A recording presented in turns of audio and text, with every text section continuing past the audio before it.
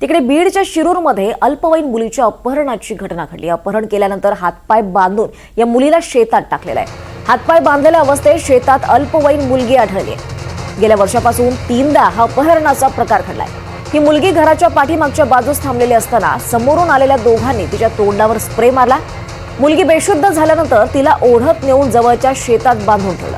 त्याचबरोबर तिचा विनयभंग देखील करण्यात आल्याचं समोर आलेलं आहे। या प्रकरणात 2 अनोळखी व्यक्तींच्या विरोधात शिरूर पोलीस ठाण्यात गुन्हा दाखल करण्यात आला आहे। मला एका माणसाने मला एक धमकी दिली की मी संतोष पवार राक्षस बनला असतो, तू इथून पुढे मला जगून दाखव, अशी धमकी देऊन ते माझ्या कमरात लाथा मारून गेले।